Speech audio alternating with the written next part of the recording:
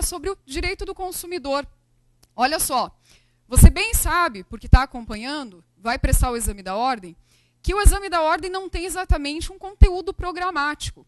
Mas quando se fala em direito do consumidor, e isso pelo menos o seu edital traz, deixa claro, cai a letra, basicamente, do Código de Defesa do Consumidor, a Lei 8.078/90. Então, você quer gabaritar direito do consumidor? Vamos lá, para gabaritar você precisa acertar apenas 2 questões de direito do consumidor, para falar a verdade, porque é o número de questões que cai em relação a esse conteúdo. Não é nada difícil, é cobrado praticamente a letra de lei e, claro, hoje em dia se cobra um conhecimento daquele que vai fazer a prova, o exame, no sentido de análise de casos concretos frente aos dispositivos legais. Então, você precisa estar ligado nisso, saber fazer a leitura de determinados fatos de um caso concreto e relacionar com a letra da lei. E a gente está aqui para te auxiliar a fazer justamente essa análise. Tranquilo? Então, olha só, quando nós falamos em direito do consumidor, aplicação do Código de Defesa do Consumidor a uma relação jurídica, nós temos de lembrar, frisar, que o Código se aplica efetivamente, basicamente, às relações jurídicas de consumo. E, por vezes, o elaborador das questões de direito do consumidor vai justamente cobrar de você esse conhecimento. Ele vai colocar para você uma determinada situação jurídica e, nas alternativas da questão, ele vai cobrar de você que você indique se aplica o CDC, o Código de Defesa do Consumidor, àquela situação ou não. Então, é muito importante que você saiba identificar uma relação jurídica de consumo. E é justamente a partir desse ponto que nós vamos partir aqui na nossa aula. Então, lembrando que nós estamos a falar do chamado direito do consumidor, e que esse dito direito do consumidor tem como fonte legal a chamada Lei 8.078/90, o nosso famosérrimo CDC, o nosso famigerado Código de Defesa do Consumidor. Então, olha só, quando eu falo numa relação jurídica de consumo, esse é o foco da nossa aula agora. Relação jurídica de consumo. Como é que eu faço para identificar essa relação? E, claro, lembrando que nessa relação, incide o Código de Defesa do Consumidor. Olha só, eu tenho, em qualquer relação jurídica, pelo menos 2 polos. Num dos polos, quando a relação jurídica tratar-se de relação jurídica de consumo, eu vou alocar o chamado consumidor. Então, em um dos polos da minha relação jurídica, eu tenho o consumidor. No outro polo, do outro lado da relação jurídica, eu tenho o chamado fornecedor. Muito bem, essas 2 figuras não podem faltar quando se trata de uma relação de consumo. Então, eu tenho que necessariamente, quando é dada uma relação jurídica para mim, identificar em princípio a figura do consumidor e a figura do fornecedor. E o que mais? Eu preciso identificar nessa relação o que nós podemos chamar de objeto da relação jurídica. O objeto de uma relação jurídica de consumo é o chamado produto ou então serviço. Muito bem. Então, quando consumidor e fornecedor contratam entre si negociam, transacionam, o que é que, na verdade, eles estão a contratar? O produto ou o serviço. Ou mesmo, ambos, produto e serviço ao mesmo tempo. Porque há relações jurídicas de consumo em que, juntamente com a venda do produto, está compreendida uma determinada prestação de serviço. Tudo bem? Então, nem sempre eu tenho uma venda de produto única e exclusivamente. Eu tenho um serviço, essa minha venda de produto implica num serviço. Então, o objeto da minha relação, na verdade, pode referir-se a um produto apenas, a um serviço ou então a ambos, produto e serviço. Então, olha só, identificado o consumidor, identificado o fornecedor, identificado o objeto da relação como sendo produto ou serviço, ou ambos, pronto, voilá, eu tenho uma relação jurídica de consumo. Se eu conseguir identificar todos esses elementos, vamos dizer assim. Pois bem, essa relação jurídica de consumo, ou nessa relação, incide o que a gente chama de CDC. Então, apenas as relações jurídicas de consumo é que se aplica o CDC. Qualquer outra relação jurídica que não traga esses elementos em si, vai ser chamada relação jurídica de qualquer outra coisa. E a essa relação se aplica, em geral, o Código Civil, o chamado direito comum. Tranquilo? Então é isso que, em princípio, você precisa verificar. Agora, dá para ficar nisso, para que você acerte eventual questão sobre direito do consumidor na sua prova do exame de ordem? Não dá. A gente precisa estudar um pouquinho mais a fundo esses elementos que compõem a relação jurídica de consumo. E aí, então, nesse momento, a gente vai começar por analisar o conceito de consumidor, trazido, previsto pelo artigo 2º caput do nosso CDC. Tranquilo? Então, é esse o conceito que nós vamos agora analisar. O conceito de consumidor. Bom, em geral, o consumidor está definido com base na letra do artigo 2º caput do CDC. O conceito de consumidor se resume ao conceito trazido pelo 2º caput do Código? Não. E é justamente isso que a gente vai procurar aclarar para você nessa noite. O conceito de consumidor apenas começa a ser construído a partir do artigo 2º caput, mas ele é complementado por meio do parágrafo único desse mesmo artigo e ainda pelas previsões dos artigos 17 e 29 da mesma codificação. Tranquilo? Mas nós vamos começar aqui, então, pela previsão do artigo 2º caput. Bom, segundo essa cabeça do artigo, o consumidor é toda pessoa física ou pessoa jurídica. Toda, absolutamente toda.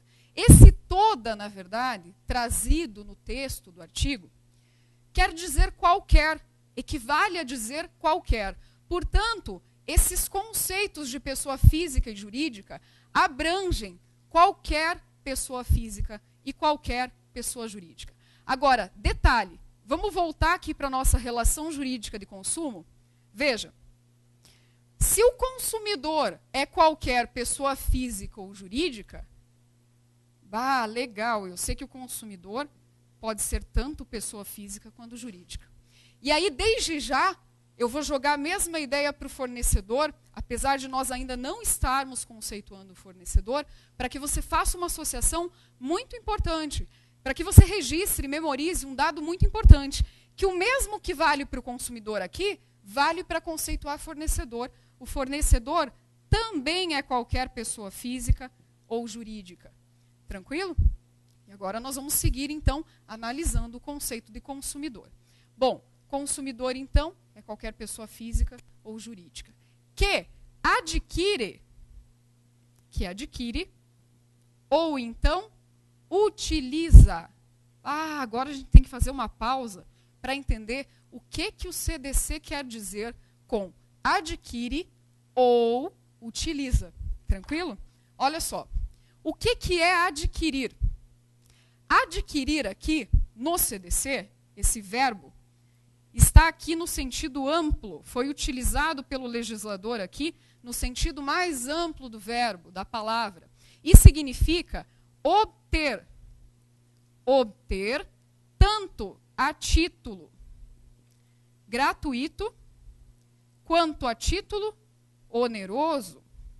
Então, tanto faz se gratuitamente ou onerosamente se deu essa chamada obtenção. Vale você lembrar que adquirir, para efeito do CDC, corresponde a obter a título gratuito ou oneroso. E utilizar? Porque consumidor não é apenas a pessoa física ou jurídica que meramente adquire um determinado produto ou serviço, mas é aquele que utiliza. Aquele consumidor que apenas utiliza também é consumidor. E eu já vou dar um exemplo massa para você entender isso aqui. Utilizar significa fazer uso. Ah, que novidade, professora. Fazer uso. Ou então, consumir. Fazer uso ou consumir é o que significa o verbo utilizar aqui nesse conceito de consumidor. Muito bem. Agora veja, entre adquirir e utilizar há uma diferença, por óbvio. E o conceito está dando justamente essa ideia de que o consumidor não é só aquele que adquire, mas é aquele que também só utiliza. Então imagine você que você decidiu dar uma festa na sua casa, num final de semana, né? A pretexto de nada, não precisa ser teu aniversário, você não precisa ter nada para comemorar, você simplesmente resolveu reunir os amigos e comprou 10 barris de chopp, meu velho. 10 barris de chopp. Você fez o quê com esses 10 barris de chopp? Você adquiriu a título oneroso, você obteve os 10 barris a título oneroso, você os comprou, você pagou o preço, beleza? E levou para a tua festa bacana, convidou um montaréu de gente para tomar aquele chopp todo. E aí os seus amigos foram, claro que eles foram, meu amigo, chopp de graça, festa de graça, que bacana. Foram lá eles todos para a tua festa, estão lá bebendo a tua cerveja, a cerveja que você obteve, a título oneroso. E aí, eu pergunto a você, ele é consumidor também? Ele se encaixa, ele se enquadra dentro desse conceito de consumidor? E aí eu respondo a você, sim, ele é consumidor. Por quê? Porque ele pode ser classificado dentro desse conceito, primeiro, como pessoa física, por óbvio, o teu amigão é pessoa física, não é pessoa jurídica, não é verdade? Não corresponde a um conjunto de pessoas ou uma coletividade. Então ele é pessoa física e ele adquiriu o chopp? Ele pagou pelo chopp? Não. Ele meramente está a consumir esse chopp. E aí veja você que bacana, para efeito do Código de Defesa do Consumidor, esse camarada, esse amigo teu que está lá bebendo a tua cerveja, também é consumidor. Então não é só você que adquiriu e está bebendo o bicho que é consumidor. Ele também, apenas por utilizar, no sentido de consumir, é consumidor. Só que tem mais um detalhe. Esse conceito inclui um detalhezinho que a gente vai chamar de destinatário final. E essa ideia de destinatário final realmente completa o conceito de consumidor. Então, olha só. Consumidor é toda pessoa física ou jurídica que adquire ou utiliza, claro, produto ou serviço, que foi exatamente o que a gente viu, quando nós vimos uma ideia geral acerca da relação jurídica de consumo, logo ali atrás, Só que a utilização, a aquisição de produto ou serviço, ele faz como destinatário final. O que é destinatário final? Ou o que significa ser destinatário final? Quando nós falamos numa espécie de cadeia de consumo, por exemplo, a cerveja que você está consumindo, em algum momento dessa cadeia de consumo, ela foi produzida. O camarada que produz é um fornecedor, aquele que distribui é outro fornecedor, aquele que realiza o transporte é outro fornecedor, e assim por diante. Aquele que comercializa a cerveja para você é outro fornecedor, é outra espécie de fornecedor. Agora você, que está lá na ponta da cadeia de consumo, que por fim consumiu, adquiriu e consumiu no sentido de utilizar a cerveja, você sim, meu camarada, você é consumidor. Tá? Você é consumidor e se encaixa nesse conceitão aqui do artigo 2º caput do CDC. Agora, consumidor se resume a esse conceito aqui? Não. Consumidor, o conceito de consumidor, vai muito além do artigo 2º caput do CDC. O conceito de consumidor está contido também no mesmo artigo 2º, só que agora, parágrafo único do CDC. O que diz o parágrafo único do CDC, meu amigo? O Parágrafo único do CDC vai tratar acerca do que nós chamamos de consumidor por equiparação. Consumidor por equiparação. Opa, ele é consumidor? É. Para efeito do conceito, é. Mas ele é consumidor por equiparação, por semelhança ao conceito, né, de consumidor contido lá no artigo 2º. Então, olha só, para efeito do parágrafo único, é consumidor por equiparação o que nós vamos chamar de coletividade de pessoas. Diz o artigo 2º, parágrafo único. Equiparam-se ao consumidor a coletividade de pessoas, ou seja, um conjunto de pessoas. Um conjunto de pessoas, ou uma universalidade de pessoas. Ainda que essas pessoas não sejam determináveis. Equivale a dizer o quê? Que elas podem ser determináveis ou não. Então, eu vou colocar aqui, ó, é um conjunto de pessoas determináveis ou não. Então, eu não preciso saber quem são essas pessoas. Eu não preciso determinar isso. Elas podem ser mesmo, ou corresponder, a um conjunto de pessoas indetermináveis ou não determináveis. E ainda assim, elas serão consumidoras, claro, desde que elas hajam intervindo na relação de consumo. Tranquilo? Então, essa é a ideia de consumidor por equiparação, previsão do artigo 2º, parágrafo único do CDC. Seguindo ainda, que outra ideia compõe ou completa o conceito de consumidor do nosso código? É o conceito também, volto a frisar, de consumidor por equiparação, porque qualquer conceito fora do artigo 2º caput corresponde a um conceito de consumidor por equiparação. Não é o conceito propriamente dito. Então, a começar pelo 2º parágrafo único, o conceito é de consumidor por equiparação. Coletividade de pessoas é a primeira espécie. A segunda é a prevista no artigo 17. O artigo 17 vai equiparar ao consumidor todas as vítimas do evento. O que é esse evento para efeito do Código de Defesa do Consumidor? O evento pode ser chamado, e assim a doutrina o faz, de acidente de consumo. Acidente de consumo, tranquilo?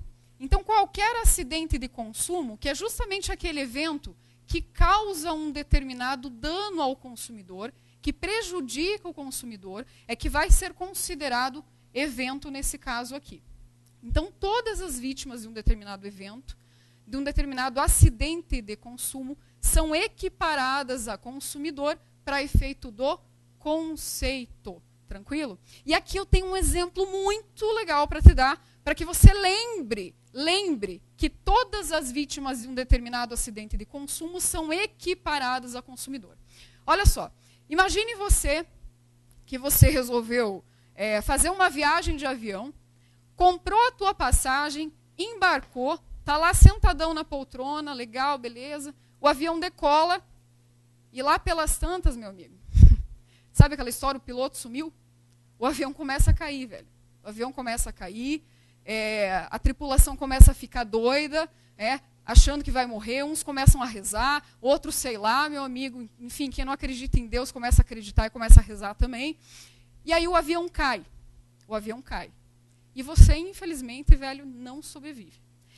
Agora veja, são consumidores porque compraram a passagem, entraram no avião, sofreram o chamado evento ou acidente de consumo, são vítimas desse evento, desse acidente, porém, são vítimas também àqueles que também faleceram eventualmente com a queda do avião. Ou seja, imagine você que o avião caiu numa área residencial.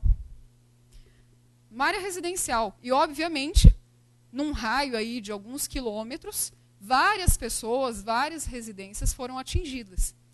Essas pessoas que não compraram a passagem de avião, portanto, não são consumidoras diretas da companhia aérea, ainda assim podem, por meio do CDC, exigir direitos equiparados aos direitos daquele que efetivamente comprou a passagem aérea, daquele que efetivamente consumiu o produto ou serviço da companhia aérea enquanto fornecedora. Tá? Então, podem acionar ou utilizar o Código de Defesa do Consumidor para efeito de cobrar os seus direitos, de exercer os seus direitos, tanto aqueles consumidores diretos, que é aquele camarada que comprou a passagem e, no entanto, não conseguiu chegar no destino, pior do que isso, e as vítimas do evento, que são aquelas pessoas que foram atingidas, mas que, em princípio, não participaram da relação jurídica de consumo original, porque elas não compraram a passagem, elas não contrataram o serviço. Tranquilo?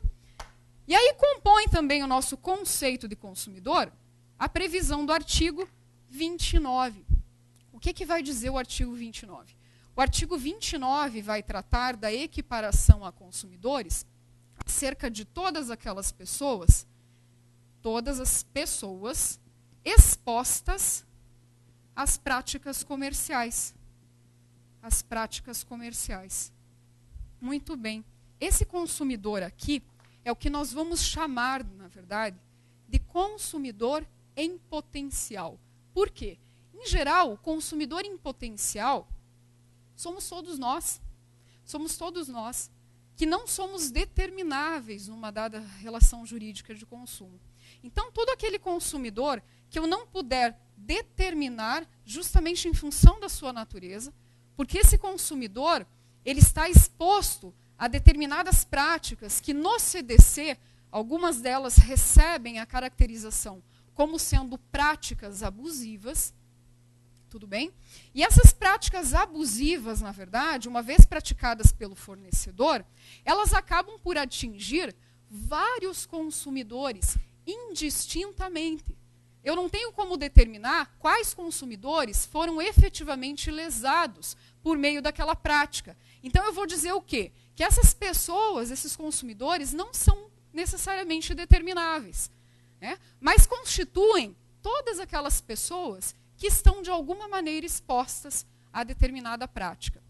Vou dar um exemplo. Uma prática abusiva descrita no Código de Defesa do Consumidor, praticada, obviamente, pelo fornecedor, é aquela que diz respeito à propaganda enganosa. Então, é proibido ao fornecedor veicular, na verdade, propaganda enganosa acerca de um determinado produto ou serviço. Só que, veja, se a propaganda enganosa é veiculada, por exemplo, no horário nobre de uma determinada rede televisiva, todos aqueles que estiverem assistindo àquele comercial, àquela propaganda, obviamente estão expostos a esta prática, escolhendo estar ou não. Basta que você esteja na frente do televisor assistindo a programação. Tranquilo? Então, veja, eu não tenho escolha, eu sou consumidor e eu estou exposto a eventuais práticas por parte dos fornecedores que podem sim ser lesivas. Né? Então, o que eu posso fazer em relação a isso? Bom, se eu identificar a propaganda enganosa, eu posso procurar denunciar perante o órgão de defesa do consumidor, o Ministério Público também tem legitimidade. Né? Agora, aquilo pode mesmo passar despercebido por mim. Eu deixo de ser consumidor por isso? Não. Eu não deixo de ser consumidor dentro do que prevê o artigo 29. Então, identificando a propaganda, a prática comercial como enganosa ou não, tanto faz. Dentro da previsão do conceito do artigo 29 de consumidor por equiparação, eu sou consumidora, uma vez exposta a práticas comerciais. Joia? Então, veja, o meu conceito de consumidor, meu amigo, só começa lá no artigo 2º, caput do CDC. E ele passa pelo artigo 2º, parágrafo único, pelo artigo 17 e também pela previsão do artigo 29. Então, veja, esse conhecimento nem sempre é cobrado dessa forma. O conceito de consumidor nem sempre é cobrado com base na literalidade da lei. Mas por que eu preciso saber disso aqui, então? Por que é importante eu saber para que eu possa ter êxito com relação à resolução das questões de direito do consumidor. Eu preciso saber, para poder identificar, porque a questão vai pedir muitas vezes isso para você, para poder identificar se a relação jurídica é de consumo ou não. Então, eu tenho que analisar o caso concreto e tentar identificar se existe pessoa física ou jurídica dentro daquela situação fática que eu possa encaixar dentro do conceito de consumidor.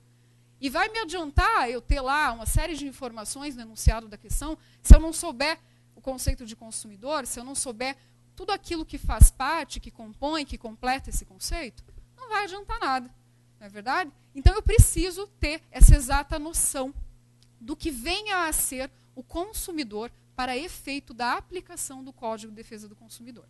Então agora nós vamos falar um pouquinho sobre o fornecedor. Sobre o fornecedor. Quem é o fornecedor, caramba? Quem é o fornecedor? O fornecedor, como nós vínhamos vendo, né, é toda pessoa também física ou jurídica. Então nós vamos começar o nosso conceito por aí.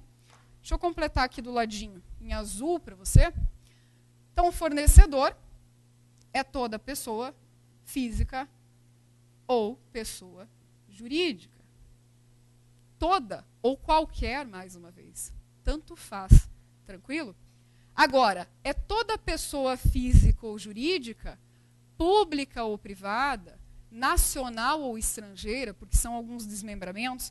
E aí me permitam até colocar aqui o seguinte, então. Ó.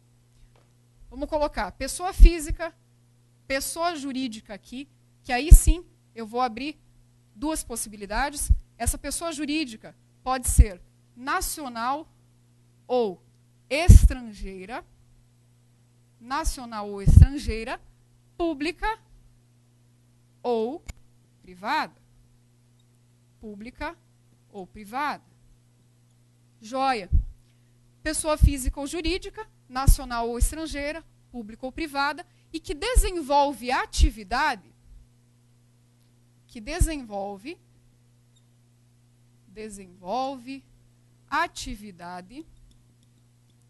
impliquem em, primeiro, produção, eu vou relacionar todas as hipóteses aqui, produção, criação, transformação, que mais? Distribuição, comercialização, isso aqui referente a produtos, e também prestação de serviços. Tem alguma coisa também em termos de atividade de montagem, transformação, importação, exportação. Deixa eu acrescentar mais alguma coisa aqui, ó.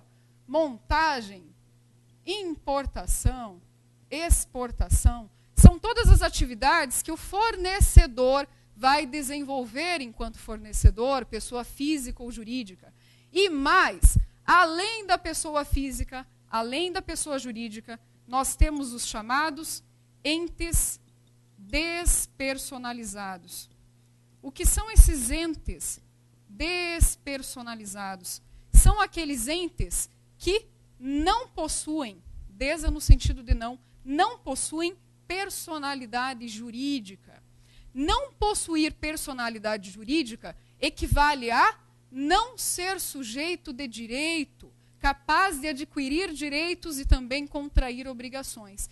Então, entes despersonalizados, a exemplo, vamos lá, da massa falida, a exemplo de um condomínio,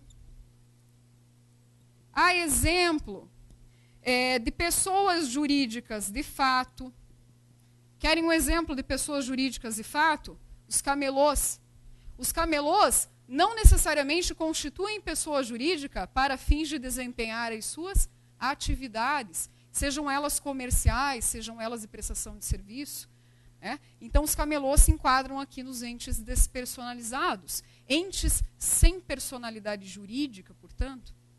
Então, o fornecedor está, assim, conceituado no nosso chamado Código de Defesa do Consumidor.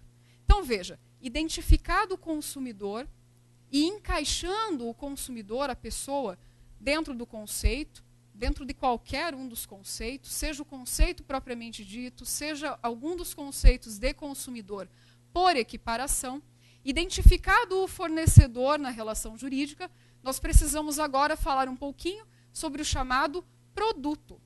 E o produto pode ser conceituado da seguinte forma, e de acordo, claro, com o nosso famigerado CDC. Produto corresponde a qualquer bem,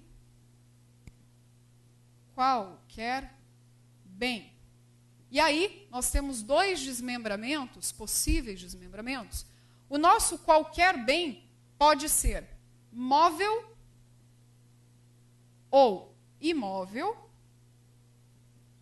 e pode ser dito também material ou imaterial. Material ou imaterial. Joia. Bom, bem móvel ou imóvel é um conceito que nós já trazemos, na verdade, lá da codificação civil. Agora, o que significa referir-se a um bem como material ou imaterial? Nós temos que lembrar que esse termo está ligado à matéria. Ou seja, dizer que um bem é material é dizer que esse bem possui matéria, é feito de alguma coisa, né? Tem matéria, tem conteúdo. Agora, o imaterial é aquele bem que não tem matéria.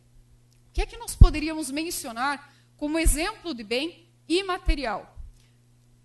Um exemplo clássico de bem imaterial é aquele relacionado às atividades bancárias, por exemplo. Quando nós temos uma situação de mútuo aqui, no sentido de empréstimo, quando nós nos referimos, por exemplo, às aplicações, eventuais aplicações financeiras de renda fixa, enfim, ou qualquer outra aplicação financeira, quando nós nos referimos à eventual caução, garantia, fiança, né? Esses institutos todos, esses elementos todos, constituem o que nós podemos classificar, dentro do contexto do Código de Defesa do Consumidor, como bem material, não, como bem imaterial. Então, se o bem tiver matéria, ele é material.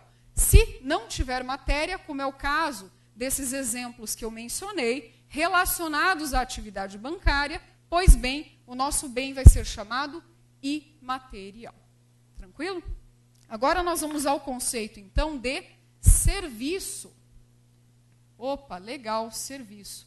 Então, nós definimos o consumidor, definimos o fornecedor, definimos também o produto, e agora vamos definir o que quer dizer serviço para efeito do Código de Defesa. E assim bem poder identificar uma determinada relação jurídica de consumo, porque é esse o nosso objetivo, não é mesmo? Então, serviço é qualquer atividade, e qualquer aqui está, de fato, no sentido exemplificativo. Ou seja, essa atividade, de fato, pode ser qualquer atividade. Qualquer, absolutamente qualquer. Essa atividade, na verdade, diz a nossa previsão acerca do conceito de serviço, essa atividade, ela deve necessariamente ser uma atividade fornecida no mercado de consumo. Opa, eu já comecei aqui a delimitar, na verdade, essa chamada atividade. Porque, em princípio, eu estou dizendo o que para você? Que serviço é qualquer atividade. Ah, mas aí eu delimito o conceito e digo, é sim, qualquer atividade, mas é qualquer atividade fornecida no mercado de consumo, em princípio.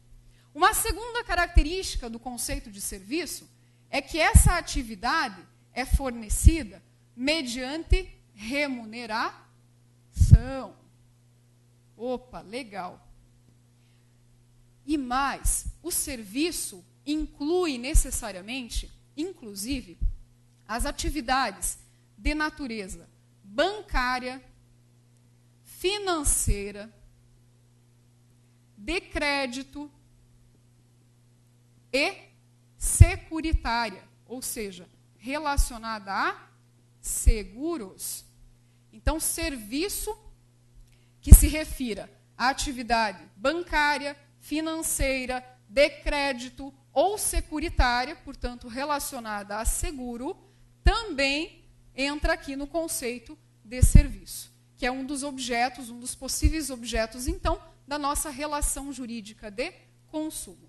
E o que mais? Fornecido no mercado de consumo, mediante remuneração, inclui atividades bancárias, financeiras, de crédito e securitária, e nada mais. Né? E nada mais. É isso que, então, o nosso Código de Defesa do Consumidor define como sendo chamado serviço.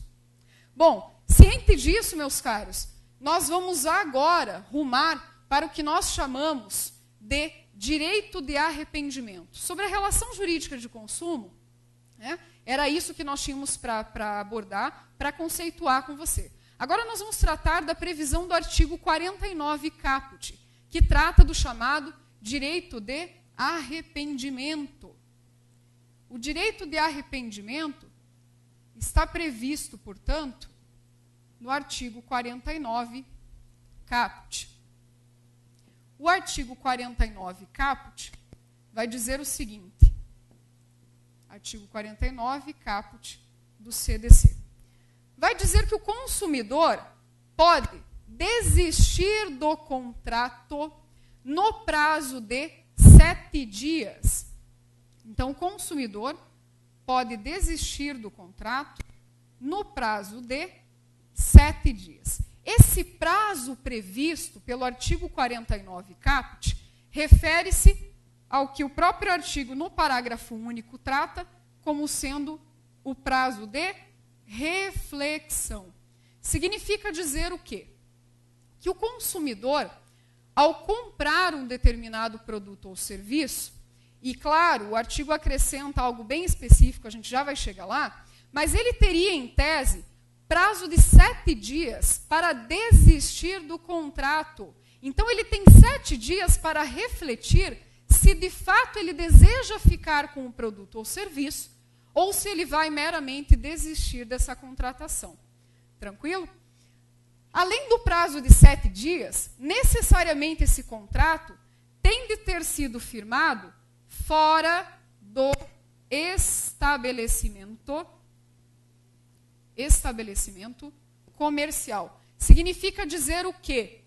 Que esse contrato necessariamente e especialmente, até diz o artigo 49, poderia vir a ser firmado, então, por telefone, a domicílio, mas não são as únicas hipóteses em que o consumidor pode estar firmando contrato fora do estabelecimento comercial. O nosso consumidor pode, na verdade, estar firmando contrato, seja por correspondência, isso equivale a dizer que ele firmou o contrato fora do estabelecimento comercial. Ele pode mesmo ter firmado eventual contrato no seu domicílio, por meio de vendedor que tenha comparecido no seu domicílio para a venda direta do produto, ou então mesmo via internet ou meio eletrônico, ou ainda por meio de telefone, telemarketing, serviços de telemarketing,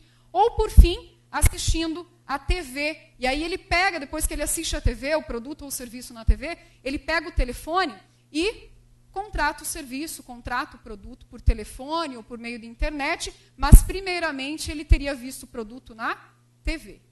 Legal. Então, nós vamos agora, com base na previsão desse prazo de desistência, previsto, então, para efeito de direito de arrependimento do consumidor, uma questão que eu coloquei para vocês no material, que é a primeira questão, na verdade, do material, e que se refere justamente a esse direito de arrependimento, essa possibilidade do consumidor de arrepender-se acerca de uma eventual compra efetivada, fora do estabelecimento comercial, obviamente.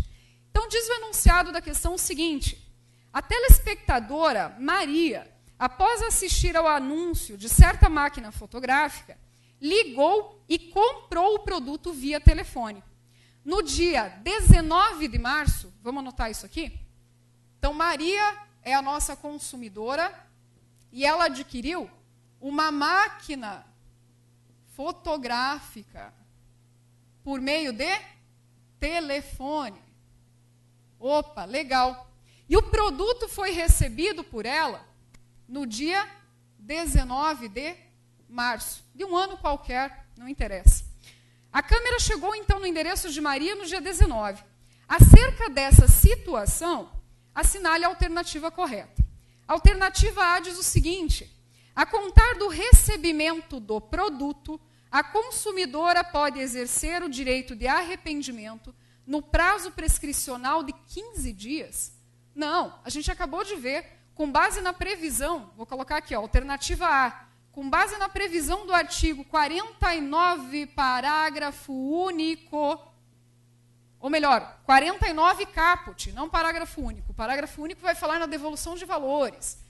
49 caput do CDC, a nossa telespectadora Maria tem apenas 7 dias para desistir, para exercer o direito de arrependimento, e não 15, como está na alternativa. Alternativa B. Mesmo que o produto não tenha defeito, se Maria se arrepender da aquisição e desistir do contrato no dia 25 de março do mesmo ano, os valores eventualmente pagos a qualquer título deverão ser devolvidos monetariamente atualizados. Legal, essa alternativa está corretíssima. Por quê? Porque Maria, em detectando o defeito do produto, se ela desiste no dia 25 de março, vamos contar o prazo? Ela tem 7 dias para desistir. Ela recebeu o produto dia 19. O prazo de 7 dias conta-se a partir da assinatura do contrato ou então do recebimento do produto ou serviço pelo consumidor. Ela recebeu o produto dia 19. Até o dia 25 são quantos dias? Vamos contar. 19. Eu começo a contar do dia seguinte. 20, 21, 22, 23, 24, 25. São 6 dias apenas que decorreram de um prazo de 7 dias que Maria, consumidora, tinha para desistir, para exercer o direito de arrependimento. E foi exatamente isso que ela teria feito de acordo com a alternativa B. Então, é justamente a alternativa que está correta. Tá? Fundamentada no artigo 49, caput, e agora sim, também no parágrafo único, que vai falar acerca do quê? Que vai falar acerca da possibilidade de devolução dos valores pagos por Maria, imediatamente e monetariamente atualizados. Tranquilo? Já que ela exerceu esse direito de arrependimento dentro do prazo legal. Pessoal, eu vou ficando por aqui, então, devido ao tempo e também para dar lugar aí para o meu nobre colega que vai tratar acerca de outra matéria que também é objeto aí da sua prova, do exame de ordem. Né? Espero que você tenha acompanhado com êxito todas as nossas explanações. Se tiver ficado alguma dúvida, a gente ainda vai voltar a falar, a gente vai voltar a abordar esses principais pontos que você precisa saber para dominar direito do consumidor e para acertar qualquer questão de direito do consumidor. Afinal, caem 2 questões e não dá para perder nenhumazinha, né? Tem que acertar as 2. Tranquilo? Então, vou ficando por aqui. Um forte abraço para todo mundo que acompanhou direito do consumidor na web. Pois é, uma matéria importante até para o dia a dia, né? Porque a gente vive tomando cada rasteira aí, né? Somos então, todos consumidores, né? Todo mundo é consumidor. Então, sabendo se defender, já é outros 500 já, né? Opa, é isso aí. Agora vamos com a aula de processo penal. Esse é um cara que me entende, porque eu dou aula de processo civil e processo trabalho. E o direito processual não costuma ser o favorito do povo. Então ele dá aula do quê? De processo penal, que passo longe desse troço, porque diferenciar civil do trabalho já dá um pouquinho de trabalho. Imagina com penal, então. Mas acredito que ele vai falar a mesma coisa que eu digo aqui. O Wallace não tem muito segredo, não. A gente decora alguns prazos, decora alguns procedimentos, algumas exceções, tem aquelas coisas que são mais cobradas, outras menos. Se você vai, por exemplo, fazer uma segunda fase de processo de direito penal, vai pegar uma segunda fase de penal, você tem que pegar firme, estudar firme penal e processo penal. Então, você já começa a pegar firme nessas matérias aí. Eu quero fazer uma aula aí, eu vou fazer uma segunda fase de direito do trabalho. Beleza, tem que pegar mais firme, direito do trabalho, processo do trabalho. Já começa na primeira fase, direcionado à segunda fase já. Chega aí, professor. Chegando. É o cara que sabe também. A gente não lida muito com prazo, com essas coisas, com número, né? Com decoreba. Mas o negócio é penal, né? Não tem muita não, né? Bom. Mas faz parte, né? Não adianta. Mas processual, depois que você entende como funciona, não tem muito segredo não, né? Processo, depois você entendeu como funciona. A matéria mais importante do mundo é o processo, né? Sem processo então, nada existe. Pois é, então, processo. E quem vai fazer a segunda fase de penal? Fundamental saber tudo de processo penal, né? Mas beleza, então. Manda ver lá, cara. Abração. Boa aula. Isso aí.